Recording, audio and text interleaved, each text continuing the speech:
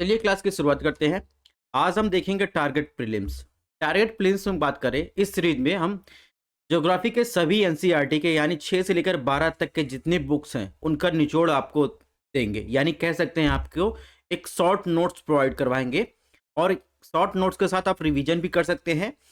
यानी हम इस तरह पढ़ेंगे कि आपका इंडिया और वर्ल्ड का जो भी ज्योग्राफी है, यानी जो सभी कॉन्सेप्ट हो वो क्लियर भी हो जाए और आप लोग जो प्रश्न आएंगे वो गलत ना कर सके, आपका कॉन्सेप्ट भी क्लियर हो जाए। ठीक है। और आपको एक यह ध्यान देने की ज़रूरत है कि अब समय बहुत कम रह गया है कि हम ज़्यादा से ज़्यादा कोशिश करनी है कि जो कुछ भी महत्वपूर्ण है वो छूटे ना और तैयारी भी हो जाए। ठीक है, तो इसलिए हम जो है पहला लेसन आपके लिए लेके आए हैं एपिसोड फर्स्ट में अक्षांश और देशांतर को लेकर आए हैं। ठीक है, तो सबसे पहले हम माइंड मैप बना लेते हैं कैसे क्लासेस आगे होंगी। ठीक है, अगर बात करें क्लासेस की तो सबसे पहले हम जियोमॉर्फोलॉजी पढ़ेंगे, हालांकि इसके अंदर और सारे टॉपिक हैं। ठीक है, सब टॉपिक हैं। उसके बाद क्लाइमेटोलॉजी, फिर ओशनोग्राफी, इसके बाद वर्ल्ड क्लाइमेट जोन को पढ़ेंगे, फिर इंडियन ज्योग्राफी को पढ़ेंगे, फिर मिसलिनियस टॉपिक रहेगा उसको पढ़ेंगे। तो ये तब बात हो गई कैसे हमारी सीरीज आगे बढ़ेगी। ठीक है, इसके अलावा बात करें जियोमॉर्फोलॉजी की बात करें तो उसके अंदर हम लोग क्या क्या पढ़ेंगे जो आपके प्रीलिम्स के लिए इंपॉर्टेंट है। उसमें लैटिट्यूड लॉन्गिट्यूड पहली क्लास होगी, फिर अर्थ रोटेशन की क्लास होगी, फिर अर्थ स्ट्रक्चर की क्लास होगी, फिर रॉक की बात होगी, फिर कॉन्टिनेंट एंड ओशियन थ्योरी जो दी गई है उसकी बात होगी। जियोमॉर्फिक प्रोसेस एक बहुत लंबा चैप्टर है, इसकी बात होगी। ठीक है, तो इन सब चीज़ों की बात होगी। तो ये आपको पता चल गया। ध्यान रखिएगा, शॉर्ट नोट्स भी आप इस पीडीएफ को हमारे टेलीग्राम चैनल से डाउनलोड कर सकते हैं। डिस्क्रिप्शन बॉक्स में लिंक दी गई है। ठीक है, वहाँ से आप जो है लिंक प्रोवाइड करवा दिया जाएगा आपको। ठीक है, पीडीएफ। और इसके अलावा स्टडी एंड आइस नाम से सर्च कर सकते हैं। बहरहाल बात करें, सबसे पहले हम लोग अक्षांश देशांतर को पढ़ने से पहले सबसे थोड़ा सा बेसिक इन्फॉर्मेशन जान लेते हैं, जो बहुत लोग जानते होंगे, बहुत लोग नहीं जानते होंगे। जैसे अगर आपसे पूछा जाए कि आप लोग क्या बता सकते हैं, जब जब भी आप मार्केट से ग्लोब खरीदते हैं तो ये झुका क्यों रहता है। ठीक है, ये आपको झुके हुए क्यों दिखाई देते हैं। तो इसके झुके होने का कारण आप कहेंगे कि ये 23.5 डिग्री झुका हुआ है पृथ्वी, इसलिए ग्लोब भी झुका रहता है। ठीक है, तो सबसे पहले यह जानना जरूरी है कि कितना झुकाव है। 23.5 डिग्री ये जानना जरूरी नहीं है। ठीक है, सबसे पहले ये बात समझते हैं कि पृथ्वी जो झुकी हुई है इसके हमारे पास प्रत्यक्ष प्रमाण क्या क्या है। ठीक है, तो प्रत्यक्ष प्रमाण की बात करें तो उसके पहले आपको बता दें कि पृथ्वी जो है दो टाइप के गति करती है। पहला क्या होता है, पृथ्वी जो है अपने एक्सिस पर क्या करती है, घूमती है।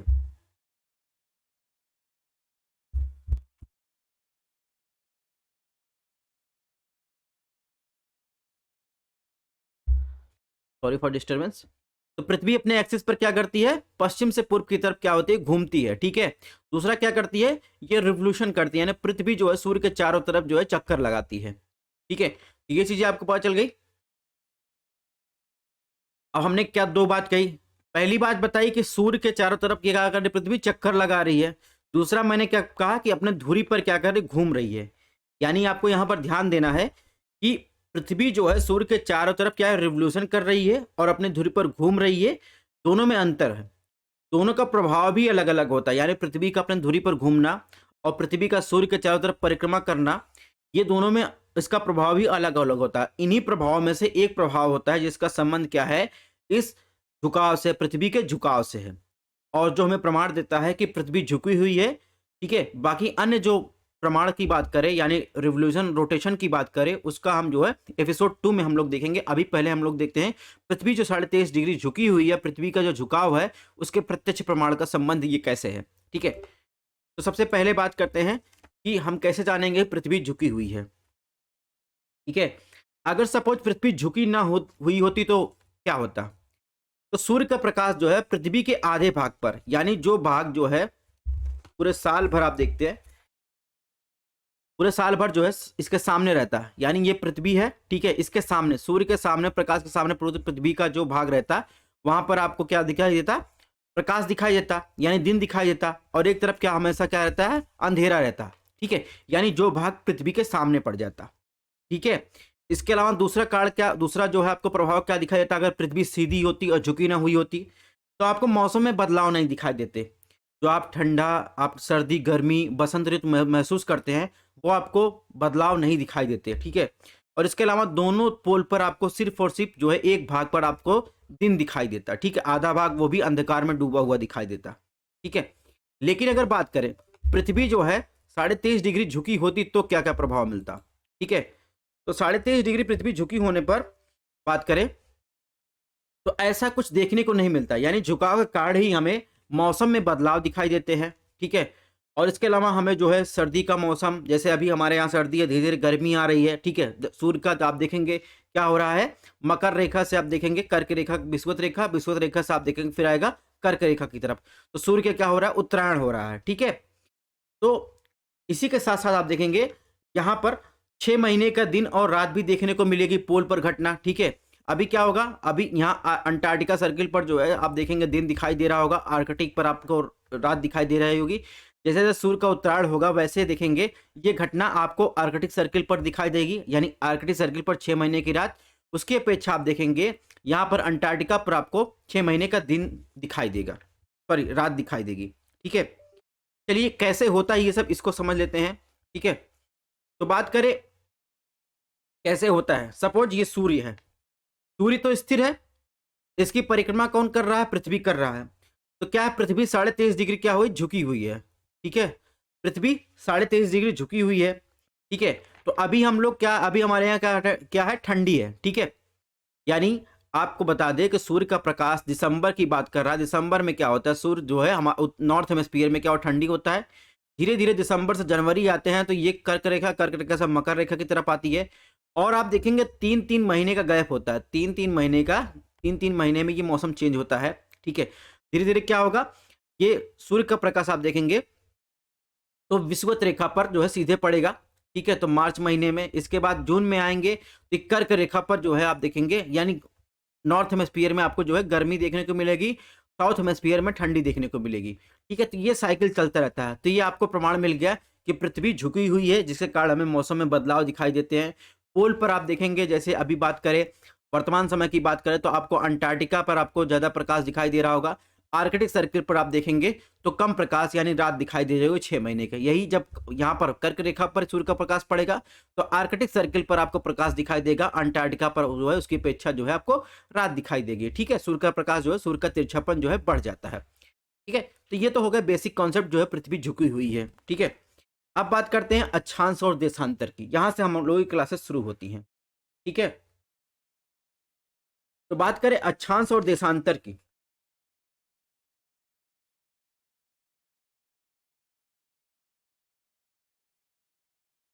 सबसे पहले आपको यह ध्यान रखना है कि जो अक्षांश रेखा है ये सारी क्या है, काल्पनिक रेखा है। यानी आप देखेंगे सबसे पहले ये कैसे अक्षांश रेखाएं निकली हैं, सबसे पहले इसको देख लेते हैं। सबसे पहले क्या किया गया, पृथ्वी को 2 बराबर भागों में बांट दिया गया। इसे क्या कहते हैं, अगर कहा जाए तो इसे कहते हैं plane of the earth orbit, ठीक है। इसे क्या कहते हैं, plane of the earth orbit. फिर इसके केंद्र से, यानी केंद्र से बात करें तो केंद्र कैसे निकला, केंद्र निकालने के लिए जो है आप देखेंगे नॉर्थ से साउथ पोल की एक रेखा मिलाएगी, फिर इसका केंद्र मिल गया, पृथ्वी का केंद्र मिल गया। पृथ्वी के केंद्र से एक शीर्ष लंब जो है ऊर्ध्वाधर लंब रेखा खींची गई, ये पूरा क्या हुआ, पूरा 90 डिग्री हुआ। और इस नॉर्थ पोल और इस शीर्ष लंब के यानी अर्थ ऑर्बिटल प्लेन के बीच देखेंगे 23.5 डिग्री का आपको अंतर मिलेगा, ठीक है। तो इसे ही क्या कहा गया, फिर आप देखेंगे इस केंद्र से, पृथ्वी के केंद्र से जो है सीधी एक रेखा खींची गई, ठीक है। पृथ्वी के रेंज से सीधी एक रेखा खींची गई, उसे क्या कहा गया, इक्वेटर कहा गया। यानी पृथ्वी के केंद्र से विषुवत रेखा को आधार मानकर खींची गई कोणीय दूरी को क्या कहते हैं, अक्षांश।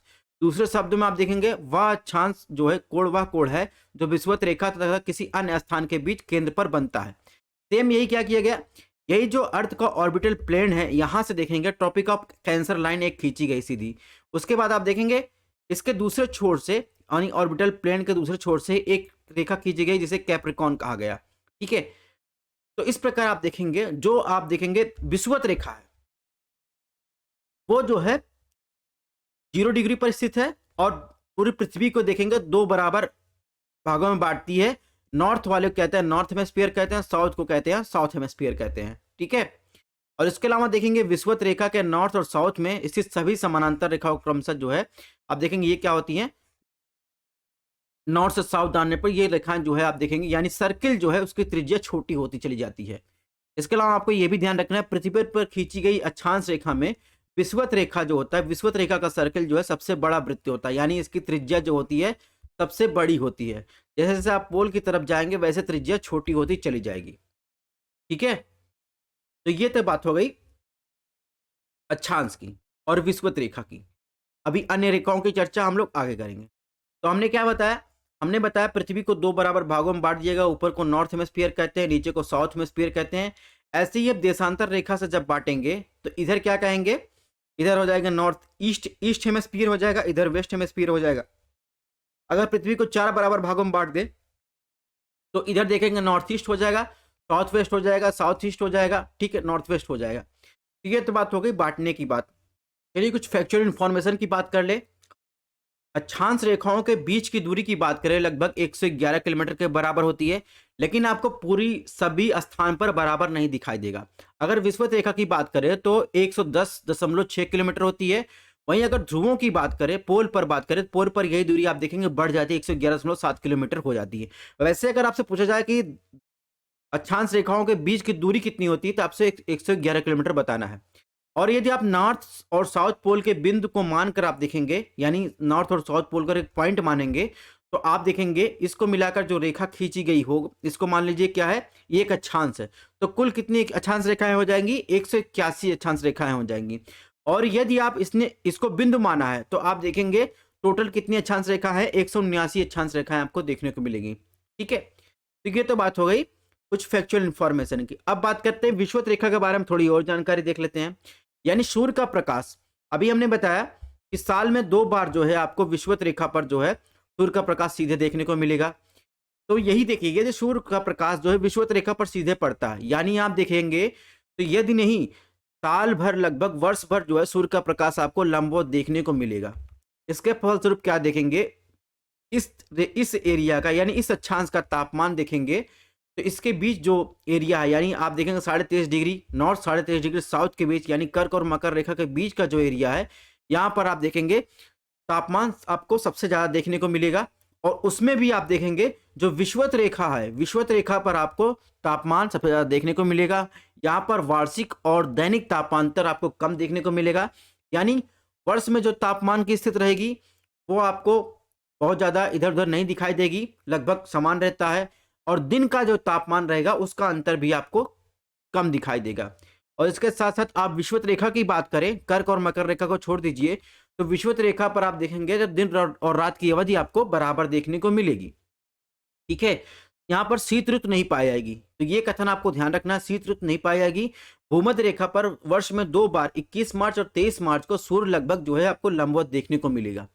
ठीक है, अभी मैं क्यों कह रहा हूं कि यहाँ पर जो है सूर्य का प्रकाश लगभग आपको देखने को मिलेगा, क्योंकि अगर सूर्य का प्रकाश अगर मकर रेखा पर भी चमक रहा है तो भी विषुवत रेखा पर आपको जो है टेम्परेचर आपको हाई मिलेगा।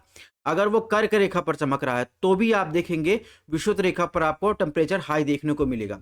इसके अलावा कुछ फैक्चुअल इंफॉर्मेशन की बात कर लें तो स्थल और जल को मिलाकर कुल 13 देशों से होकर विषुवत रेखा गुजरती है। ठीक है, जिसमें अफ्रीका की कांगो नदी, जिसे जायरे भी कहते हैं, भूमध्य रेखा को 2 बार काटती है। ठीक है, इसके अलावा भूमध्य रेखा की बात है, केन्या, युगांडा, तंजानिया की सीमा पर आप देखेंगे तो यहाँ पर है एक विक्टोरिया लेक, जहाँ से नाइल रिवर निकलती है, तो यहीं से होकर गुजरती है। इसके अलावा उन देशों का लिस्ट दिया गया है, इसको आपको देख लेना है। इसके अलावा बात करें तो भूमध्य रेखा पर आप देखेंगे गुरुत्वाकर्षण बल का मान कम होता है। कम क्यों होता है, तो आप देखेंगे भूमध्य रेखा पर गुरुत्वाकर्षण का बल का मान कम होता है, जबकि पोल की तरफ जाने पर यह क्रमशः बढ़ता है। ऐसा क्यों होता है दोस्तों, इसका कारण यह है कि पृथ्वी का घूर्णन के कारण क्या होता है। और इसके अलावा देखेंगे जो हमारी पृथ्वी है उसमें अक्षांश की बात करें, क्योंकि आप देखेंगे गुरुत्वाकर्षण का संबंध आप देखेंगे पृथ्वी सर्किल से होता है, यानी पृथ्वी के जो विषुवत रेखा का सर्किल है उसकी त्रिज्या ज्यादा बड़ी है, अपेक्षा पोल की तरफ जाएंगे तो त्रिज्या छोटी होती चली जाएगी। कहने का मतलब जो गुरुत्वाकर्षण बल होता है उसके आप व्युत्क्रमानुपाती होता है त्रिज्या के, यानी अगर जी का मान आप देखेंगे, जी का मान अगर कम होगा, ग्रेविटेशनल बल का मान कम होगा, तो आप देखेंगे रेडिएशन, यानी रेडिएशन जो आपको ज्यादा देखने को मिलेगी। ठीक है, और अगर जी का मान आपको ज्यादा होगा, यानी ग्रेविटेशनल फोर्स का मान, ग्रेविटेशनल बल का मान आपको ज्यादा देखने को मिलेगा, तो वहीं त्रिज्या जो है आप देखेंगे वो कम देखने को मिलेगी। ठीक है। तो देखेंगे जी का मान कहाँ कम है, जी का मान आप देखेंगे विषुवत रेखा पर कम है, तो इसकी त्रिज्या भी आपको जो है ज्यादा देखने को मिलेगी। और अगर देखेंगे पोल पर ग्रेविटेशनल फोर्स का मान ज्यादा है, तो वहां पर आप रेडिएशन आपको कम देखने को मिलेगा, यानी त्रिज्या आपको कम देखने को मिलेगी। ठीक है। और गुरुत्वाकर्षण बल को एक दूसरे नाम से भी जानते हैं, अविकेंद्री बल के रूप में भी कहते हैं, यानी वह बल जो पृथ्वी के केंद्र की तरफ लगता है वो क्या कहते हैं, गुरुत्वाकर्षण बल या अविकेंद्री बल कहते हैं। ठीक है। तो ये आपको कॉन्सेप्ट समझ में आ गया कि पृथ्वी विषुवत रेखा से ध्रुवों की तरफ जाने पर त्रिज्या का मान कम होता है। ठीक है। जिसके कारण आप देखेंगे विषुवत रेखा पर गुरुत्वाकर्षण बल कम होता है और पोल पर गुरुत्वाकर्षण बल ज्यादा होता है। और पोल पर सर्वाधिक होने का कारण क्या है, पृथ्वी पोल पर चपटी हुई है और इसके कारण जो है आप देखेंगे त्रिज्या का मान कम हो जाता है। ठीक है। पृथ्वी का स्ट्रक्चर कैसा है, पृथ्वी की आकृति आप देखेंगे जियोइड है। जियोइड का मतलब क्या होता है, पृथ्वी के आकार, इसका अर्थ क्या है, पृथ्वी के आकार, यानी भूमध्य रेखा पर पृथ्वी क्या है, उभरी हुई है। जबकि आप देखेंगे इसका कारण क्या है, केंद्र अपसारी बल, जो केंद्र के बाहर की तरफ लगता है तो उसे क्या कहते हैं, केंद्र अपसारी बल है। ठीक है। और जबकि पृथ्वी देखेंगे गुरुत्वाकर्षण खिंचाव कार्ड देखेंगे पोल पर क्या है, चिपटी हुई है। ठीक है। तो ये तो बात हो गई भूमध्य रेखा पर जो है क्यों आप देखेंगे गुरुत्वाकर्षण का बल का मान कम है, पोल पर क्यों ज्यादा है, भूमध्य रेखा पर पृथ्वी क्यों उभरी हुई है, पोल पर क्यों चपटी हुई है। तो बेसिक कॉन्सेप्ट आई होप आप लोगों को क्लियर हो गया होगा। नेक्स्ट बात करते हैं कर्क रेखा की। तो कर्क रेखा की बात करें तो जैसे ही सूर्य का जो है आप देखेंगे, सूर्य का प्रकाश जो है कर्क रेखा पर आप देखेंगे, क्या हो गया,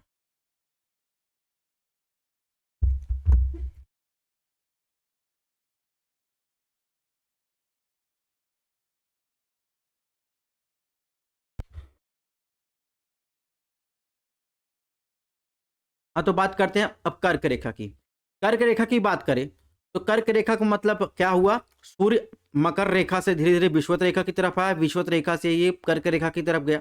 तो कर्क रेखा का संबंध आप देखेंगे 23.5 डिग्री नॉर्थ से है। ठीक है। इस पर क्या होता है, नॉर्थ हेमिस्फीयर में इस समय गर्मियां शुरू हो जाती है। 21 जून को सूर्य कर्क रेखा पर लंबवत होता है। तो आप देखेंगे आर्कटिक सर्किल की अपेक्षा आप देखेंगे अंटार्कटिका, आर्कटिक वृत्त पर देखेंगे अंटार्कटिका की अपेक्षा आपको सूर्य का प्रकाश ज्यादा देखने को मिलेगा। इस प्रकार देखेंगे 6 महीने का आपको दिन भी देखने को मिलेगा। मैंने बताया कि 23.5 डिग्री का निर्धारण कैसे किया गया है। ठीक है। ये भी मैंने आपको समझा दिया है। ये तो बात हो गई कर्क रेखा की। अब कर्क रेखा पर स्थित देशों की बात करें तो स्थल और जल सीमा को मिलाकर 18 देशों से होकर गुजरती है। कर्क रेखा की जलीय सीमा की बात करें तो हिंद महासागर, अटलांटिक महासागर, प्रशांत महासागर, ताइवान की जलसंधि की बात करें रेड सी और मैक्सिको की खाड़ी से ये गुजरती है।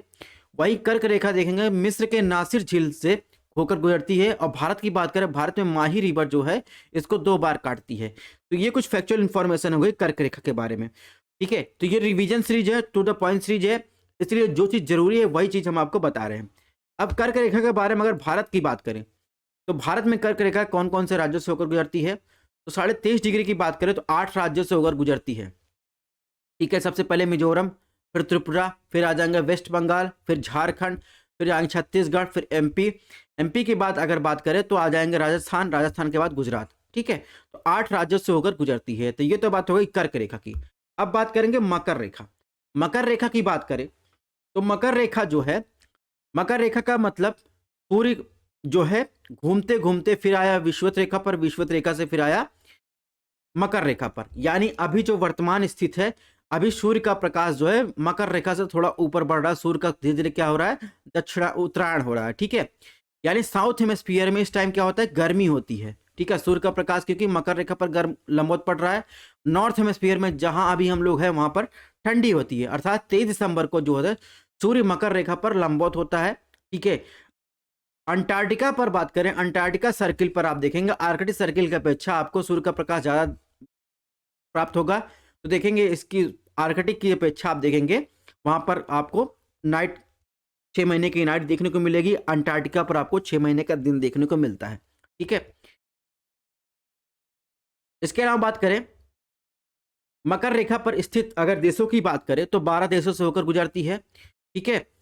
तो जैसे अगर बात करें ऑस्ट्रेलिया हो गए, मेडागास्कर हो गए, मोजम्बिक हो गए, Botswana, Namibia, south Africa, tonga, और ब्राज़ील, अर्जेंटीना, चिली, पराग्वे और इस फ्रांस का एक आइलैंड है फ्रेंच पेनिनसुला, ठीक है? तो यहाँ से होकर गुजरता है। इसके अलावा अगर पूछा जाए आपसे हॉर्स लैटिट्यूड किसे कहते हैं? तो हॉर्स लैटिट्यूड प्रीलिम्स के लिए आपको ध्यान रखना है। तो हॉर्स लैटिट्यूड जो होता है 30 से 35 डिग्री के बीच देखेंगे तो सब पोलर हाई प्रेशर बेल्ट होता है, ठीक है? इसे ही क्या कहते हैं? और ये नॉर्थ और साउथ हेमिस्फीयर दोनों में जो है पाया जाता है हॉर्स लैटिट्यूड।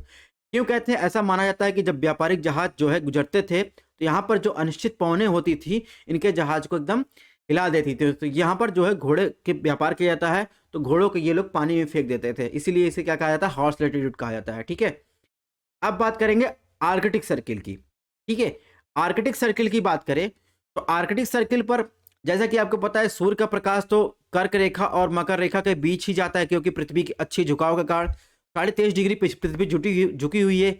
इसलिए जो है आर्कटिक जो यानी सन का प्रकाश जो है, सूर्य का प्रकाश इसके आगे नहीं जा सकता, ठीक है? अगर बात करें आर्कटिक सर्किल की बात करें तो सूर्य की रोशनी यहाँ पर तिरछी पड़ती है और यहाँ पर अत्यधिक जो है कोल्ड क्लाइमेट बना रहता है। अगर आर्कटिक रीजन की बात करें तो कौन कौन सा देश आर्कटिक सर्किल पर स्थित है? तो Canada, Greenland, Iceland, Norway, Sweden, Finland, Russia, USA, ठीक है? यूएसए में अलास्का वाला पार्ट आ जाएगा। तो 8 कंट्री इसमें स्थित है। इसके अलावा आर्कटिक सर्किल पर आप देखेंगे तो कनाडा में एक लेक है ग्रेट बियर लेक, तो वो आर्कटिक सर्किल पर आपको देखने को मिलेगा। इसके साथ ही साथ कुछ न्यूज था उसको भी यहीं में इसी में कवर कर लेते हैं। आर्कटिक काउंसिल न्यूज में थी, इसका मुख्यालय कहाँ है? इसका मुख्यालय नॉर्वे ट्रोम्स में है, ठीक है? भारत इसका पर्यवेक्षक राष्ट्र यानी ऑब्जर्वर स्टेटस दिया गया है। इसके अलावा ओटावा घोषणा पत्र के माध्यम से 8 आर्कटिक देशों राष्ट्रों द्वारा स्थापित किया गया था, जिनके बारे में हमने यहाँ बताया। 8 जो है आर्कटिक सर्किल पर स्थित जो है देश है, इन्हीं के बारे में बात कर रहा है। 2014 में भारत में आर्कटिक में आप देखेंगे फॉजार्ड इंडिया आर्क नामक एक मल्टी सेंसर मूड वेधशाला तैनात की थी। 2013 से भारत आर्कटिक परिषद का एक ऑब्जर्वर स्टेटस प्राप्त हुआ है उसको। इसके अलावा 1920 में स्लॉबार्ड संधि में एक हस्ताक्षर करता भी है। 2008 से बात करें तो भारत में एक आर्कटिक में नॉर्वे का स्लॉबार्ड में हिमाद्री एक रिसर्च स्टेशन भी है। तो आपको ध्यान रखना है कि हिमाद्री कहाँ है? आर्कटिक सर्किल पर है। अब बात करते हैं अंटार्कटिका। अंटार्कटिका की बात करें यानी वर्तमान की बात करें, अभी क्या है? सूर्य का प्रकाश आप देखेंगे तो मकर रेखा पर पड़ रहा है। तो अंटार्कटिका की बात करें इस टाइम देखेंगे तो इस टाइम यहाँ पर गर्मियाँ शुरू होती हैं, ठीक है? और 23 दिसंबर की बात करें सूर्य मकर रेखा पर लंबवत होता है, ठीक है? तो इसकी बात हम लोग कर ही चुके हैं।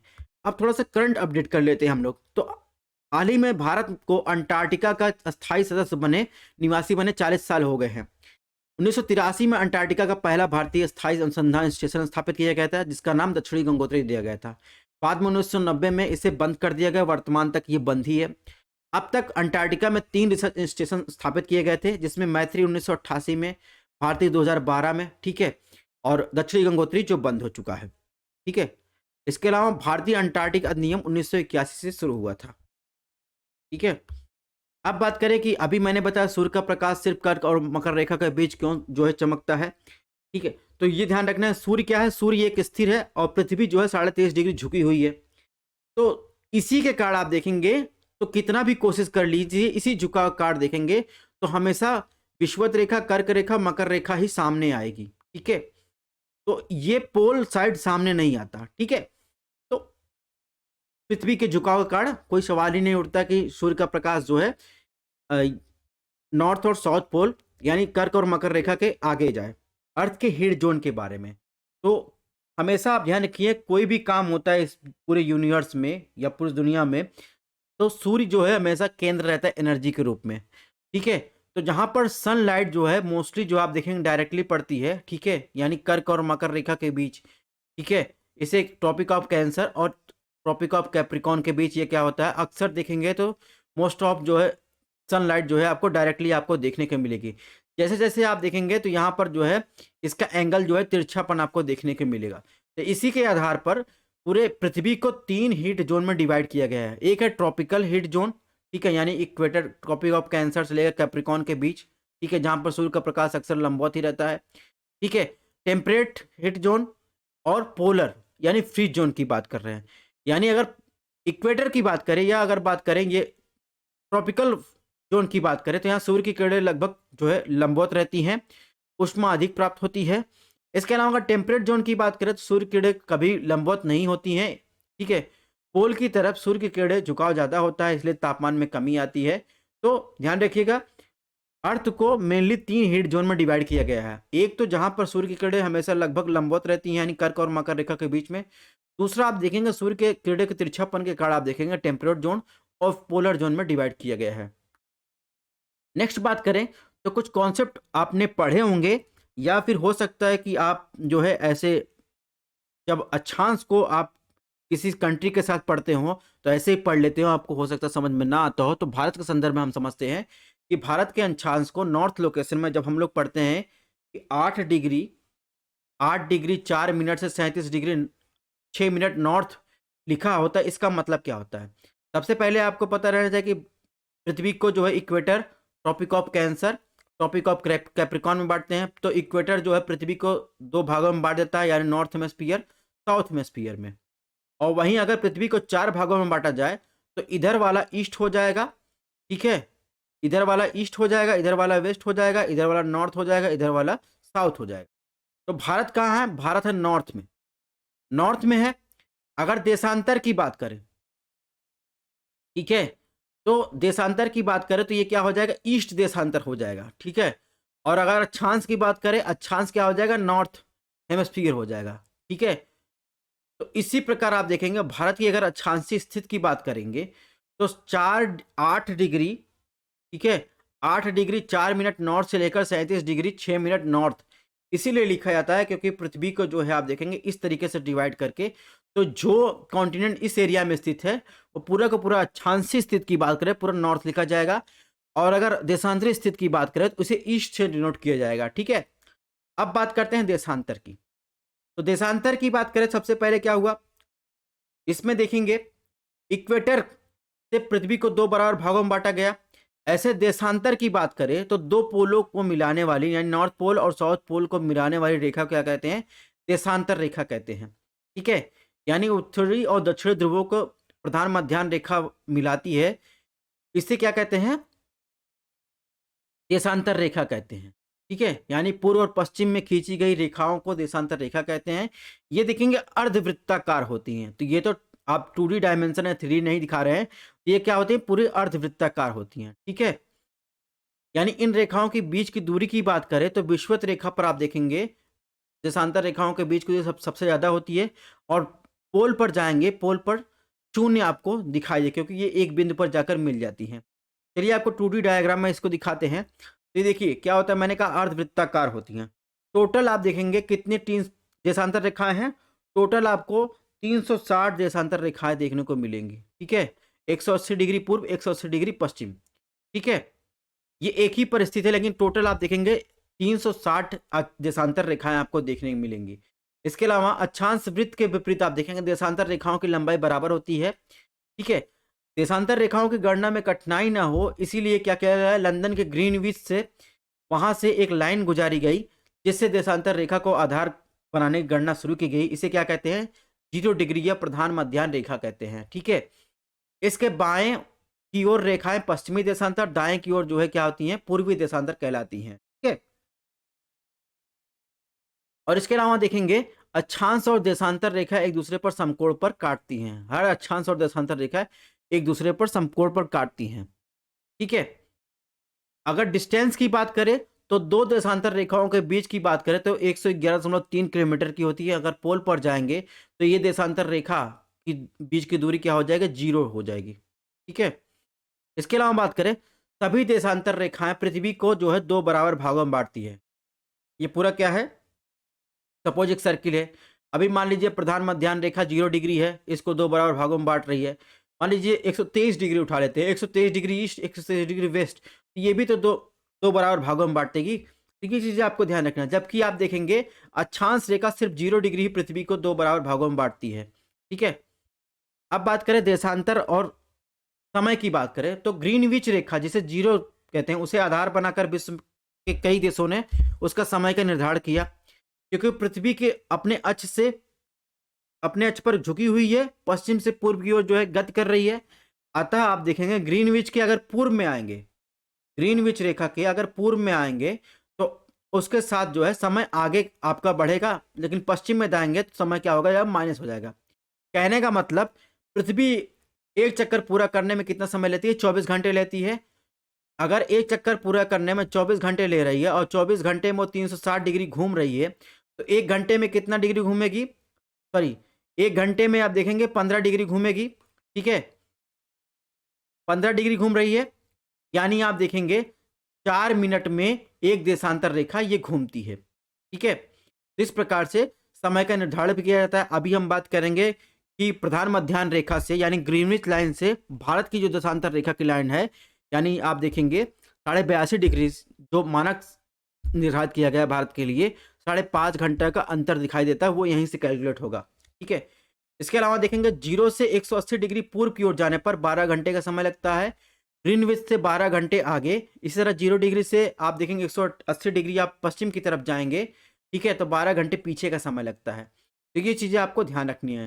ग्रीनविच रेखा कहाँ कहाँ से गुजरती है? तो यूके, फ्रांस, स्पेन, अल्जीरिया, माली और इसके अलावा आ जाएंगे बुर्किना फासो, टोगो, गुयाना, ठीक है, और गिनी की खाड़ी से गुजरता है। भारत के ग्रीनविच टाइम की बात करें तो 5.5 घंटा आगे है, ठीक है? तो ये चीज़ें आपको ध्यान रखनी है। भारत की प्रधान मध्याह्न रेखा की बात करें तो भारत की प्रधान मध्याह्न रेखा क्या है? 82.5 डिग्री ईस्ट है। तो यहाँ पर क्या लिखा गया? ईस्ट, यानी देशांतर रेखा की बात कर रहा है, ठीक है? तो ये कहाँ कहाँ से गुजरती है? तो आप देखेंगे उत्तर प्रदेश के मिर्जापुर से, मध्य प्रदेश से, छत्तीसगढ़, उड़ीसा और आंध्र प्रदेश से ये गुजरती है, ठीक है? तो अभी हमने बताया कि ये कहाँ ईस्ट में स्थित है, ठीक है? नॉर्थ हेमिस्फीयर हो गया पूरा और इधर वाला ईस्ट हो गया, तो इसीलिए देशांतर रेखा की गणना हम लोग कहाँ करेंगे? ईस्ट में करेंगे, ठीक है? इसके अलावा आपको बता दें कि जो देशांतर रेखा है भारत में, तो ईस्ट से यानी 68 डिग्री 7 मिनट ईस्ट से लेकर 97 डिग्री 25 मिनट के बीच जो है 29 देशांतर रेखाएं पाई जाती हैं।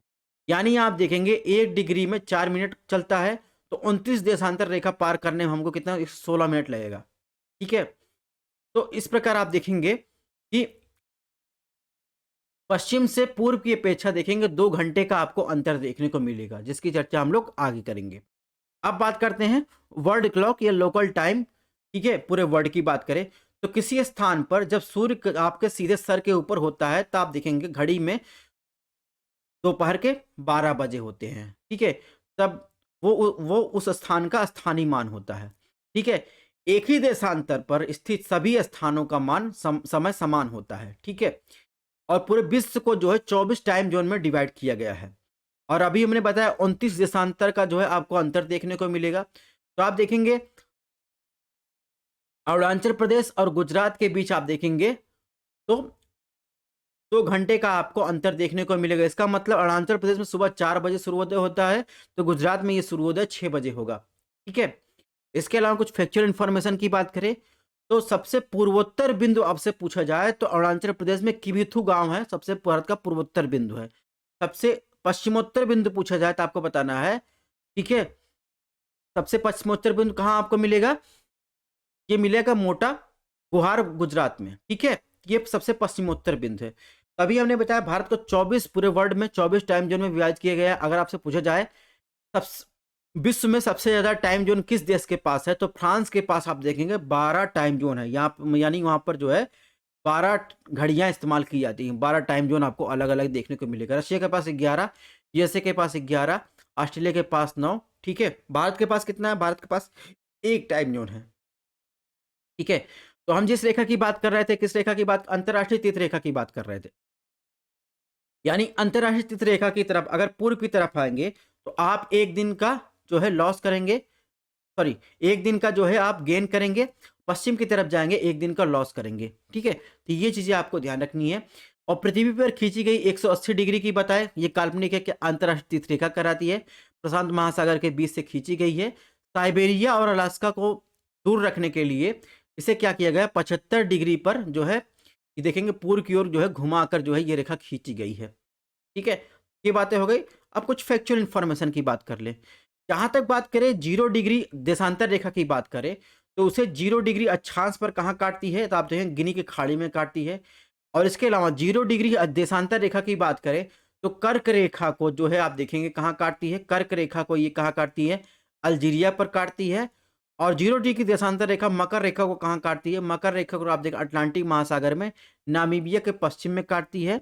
वहीं 0 डिग्री देशांतर रेखा आप देखेंगे आर्कटिक सर्कल में नॉर्वेजियन सी को काटती है, ठीक है। और इसके अलावा 0 डिग्री की बात करें, 0 डिग्री देशांतर रेखा आप देखेंगे तो यहाँ पर घाना की राजधानी आप देखेंगे, तो घाना की राजधानी आप देखेंगे अक्रा जो है यहीं पर स्थित है। और इसके अलावा देखेंगे यहाँ पर घाना की सबसे बड़ी लेक आप देखेंगे, लेक वोल्टा आपको यहीं से गुजरती हुई देखने को मिलेगी, ठीक है। तो इस प्रकार हमने क्या किया, हमने अक्षांश और देशांतर के basic concept plus applied concept ये सब देख लिया। सारी चीज़ें आपको एनसीईआरटी में नहीं मिलेंगी, कुछ जो आपको ये बुक से भी प्रोवाइड की जा रही हैं। तो मिलते हैं नेक्स्ट लेक्चर में पृथ्वी के परिक्रमण के साथ।